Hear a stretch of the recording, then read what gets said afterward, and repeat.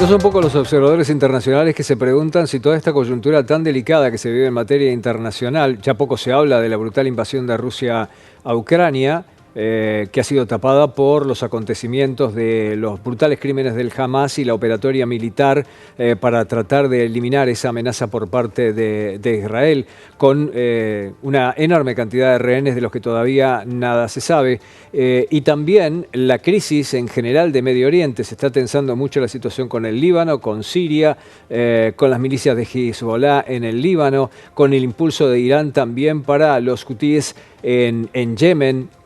Y ha quedado tapado un tema de una máxima tensión que se ha llegado a presentar de China con Taiwán. No son pocos los que se han preguntado si esta coyuntura no sería aprovechada por el poderoso ejército y la marina de China para finalmente tomar una determinación de una operatoria militar más profunda y más severa sobre Taiwán. Y las alarmas cunden cuando se saben de la aparición de algunos instrumentos que se están investigando exactamente de qué se trata. Quiero saludar al doctor Alberto Ruscolequier, que es doctor en economía, pero también un fino observador internacional. Alberto, muy buenas tardes. Muy buenas tardes, Pepe. Muchísimas gracias por estar nuevamente contigo. Y efectivamente es totalmente cierto lo que vos comentás. La verdad que frente al panorama internacional tan movido, Medio Oriente, la guerra de Rusia con Ucrania, etcétera, vemos que hay una situación de mucha delicadeza que hay que observar puntualmente. Y está referido al tema de China. Contigo habíamos hablado hace 2-3 meses, Pepe, ¿te acordás? El tema de digamos, de la burbuja inmobiliaria que estaba ocasionando la parte inmobiliaria en la República de China. Sí, con Evergrande y otras firmas. Absolutamente, absolutamente. Esto ya está totalmente asimilado por el mundo porque efectivamente China explotó la burbuja inmobiliaria. A eso hay que sumar que hay temores muy serios de que eventualmente estaría incubando una burbuja financiera. Si esto llegara a confirmarse y llegara a pasar a mayores, te podés dar una idea de la magnitud de las cifras de las cuales estuviéramos hablando. Pero si a eso le sumamos un tema fundamental es que en el mes de enero, o sea, ya dentro de poquitas semanas, va a tener lugar en Taiwán, la ex isla de Formosa, Taiwán, que en realidad el nombre de Taiwán es la República de China. Va a haber elecciones. Ahora, ¿qué es lo que sucede? Obviamente, en este momento está toda la isla de Taiwán bajo una lluvia de propaganda de una plataforma que tiene China, que es TikTok, respecto de tratar de incidir fuertemente en las elecciones que van a tener lugar en Taiwán. ¿Por qué es así? Bueno, el actual presidente de Taiwán, que es una mujer, ya cumple su segundo mandato. Ella había comenzado en el año 2016 y los cargos ahí de presidente son por 4 años, reelegibles una sola vez. En consecuencia, ahora va a haber elecciones para elegir un presidente y aparentemente el que mayor posibilidad tiene de ganar la elección es el actual vicepresidente, un señor que se llama William Lai, que eventualmente es el que menos proclive tiene a un acercamiento con China. La verdad que es el que mayor intención de votos tiene. Hay otros 2 partidos que en realidad tienden a tener un acercamiento mayor con China. Uno es el partido del Kuomintang y el otro es el Partido Popular de Taiwán.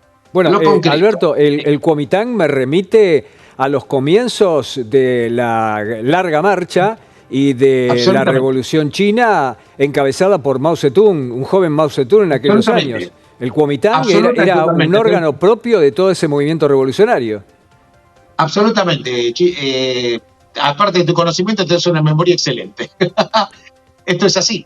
Evidentemente, este partido tiende a tener un aislamiento, digamos, un acercamiento mucho mayor que China. Ahora, ¿qué es lo que pasa? La verdad que los ciudadanos promedios en Taiwán, la verdad que están aterrorizados respecto a esta posibilidad, porque ellos habían observado que la supuesta libertad que China le iba a dar cuando Hong Kong pasó finalmente, cuando Gran Bretaña se retiró de Hong Kong y le dio la soberanía de Hong Kong a China, vio que las promesas de China respecto a los ciudadanos de Hong Kong prácticamente no se cumplieron. Entonces, esta presión, esta quita de libertades, este estado de sospecha en la cual viven los ciudadanos de Hong Kong, la verdad que no lo quieren tampoco para Taiwán. En consecuencia, tenemos una problemática enorme política. Elecciones en Taiwán con una posibilidad que gane nuevamente el partido que no quiere acercarse a China. Pero la verdad es que esto le provoca a China un problema que está evidentemente con una situación que tiene económicamente un poco ¿cómo te podría decir? Que no está pasando, por así decirlo, la parte económica de China en sus mejores momentos, una crisis inmobiliaria, una crisis, una burbuja financiera en gestación.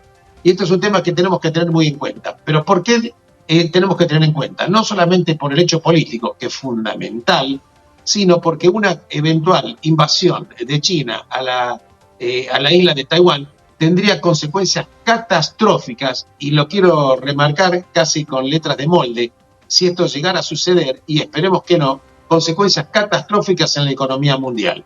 Veamos por qué. Te voy a dar un pequeño dato, Pepe, que no es nada pequeño. El 50% de los contenedores marítimos, 50% de todos los contenedores del mundo pasan por el estrecho de Taiwán. Y más del 80% de los barcos de mayor tonelaje pasan por el estrecho de Taiwán.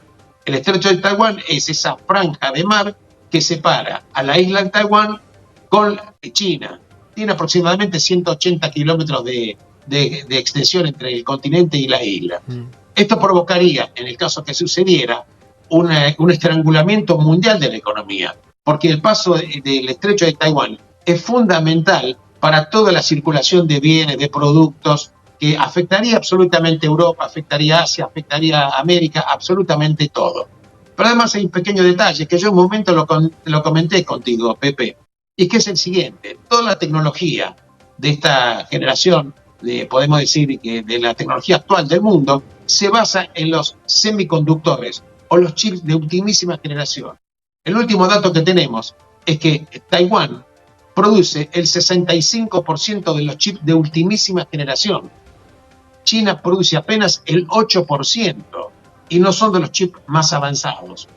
También tenemos producción de un 15-16%, quizás un poquito más en Corea del Sur y algo más en Japón. En consecuencia, la captura, eventualmente una invasión sobre la isla de Taiwán, provocaría que China se apropie de los chips y los semiconductores y la fábrica, que es la fábrica que está ahí precisamente en la isla de Taiwán, eventualmente haciéndose dueña de los chips de ultimísima generación que manejan toda la economía del mundo. No te estoy hablando solamente de telefonía, te estoy hablando de tabletas, te estoy hablando de semiconductores, te estoy hablando de industria armamentística. Hasta de la inteligencia artificial, Alberto. Hasta de la inteligencia artificial estamos hablando. Absolutamente, Pepe. Absolutamente. Esto no es un dato menor. Entonces se estaría armando una tormenta perfecta. Una crisis económica en China, burbuja inmobiliaria que ya estalló, una eventual burbuja financiera, una apetencia enorme de perpetuarse Xi Jinping en el poder, utilizando la herramienta o la excusa nacionalista, y además le daría acceso a un manejo de la inteligencia artificial y de los chips de ultimísima generación. Ahora bien, en la economía mundial tendría efectos desastrosos, pero habría también un efecto tremendo desde el punto de vista militar. ¿Y por qué te digo esto? Porque ahí existe lo que se denomina una cadena de islas. Porque si vos te fijás en el mapa, China necesita una apertura hacia el Océano Pacífico mucho mayor. ¿Qué es lo que le impide esa salida mucho más amplia al Océano Pacífico? Esta primera cadena de islas que se denomina Corea del Sur, por ejemplo, Japón, está por ahí Filipinas, etc. Ahora, ¿qué es lo que le daría el acceso franco y pleno al Océano Pacífico a China? Estaría eventualmente, según la óptica norteamericana, amenazando la base militar que Estados Unidos tiene en Guam y tendría un acceso más franco y potente hacia Hawái. En consecuencia, la tormenta perfecta estaría un eventual peligro para Estados Unidos, un eventual peligro para toda la economía mundial, pero eventualmente China, desde el punto de vista de la tecnología, si capturara la isla de Taiwán, saldría ganadora, pero no menos cierto que los costos bélicos serían demoledores. Yo no sé si la economía china en este momento estaría en condiciones de soportar una guerra a mediano y largo plazo con un conjunto de países. Pero esto es lo que estamos teniendo. Una economía, digamos, que no está pasando sus mejores momentos, una tentación política de utilizar el recurso nacionalista de una guerra, y un país, que en este caso es Taiwán, que dicho sea de paso está reconocida por solo 14 países en todo el mundo, que la verdad que tiene una economía muy poderosa. Para darnos una idea, Taiwán tiene en el Banco Central 600.000 millones de dólares, 600.000 millones de dólares, y una economía cuyo tamaño es mayor que la República Argentina, apenas con 23 millones de habitantes. Esta es la situación y ahí están los riesgos planteados que quería charlar contigo, Pepe. Perfecto, Alberto. Y vamos a seguir conversando de esto seguramente en el transcurso de la semana, porque además, ahora se me ha acabado el tiempo, pero además esto nos pondría al borde del abismo en cuanto a un enfrentamiento de orden mundial. Ya sabemos quiénes son los socios de cada uno y queda la duda de cuánto agradecimiento tendrá Rusia para con China, que le estuvo comprando todo el petróleo que no puede venderle al mundo. Así que sumamos un actor ahí también para este conflicto, ni hablar los aliados estratégicos de Corea, Japón con los Estados Unidos y con Taiwán mismo, y un largo etcétera. Así que si te parece vamos a continuar con el tema, Alberto. Encantado y muchísimas gracias, Pepe, por el contacto. Un Un saludo abrazo. muy cordial. El doctor Alberto Ruscolecchia.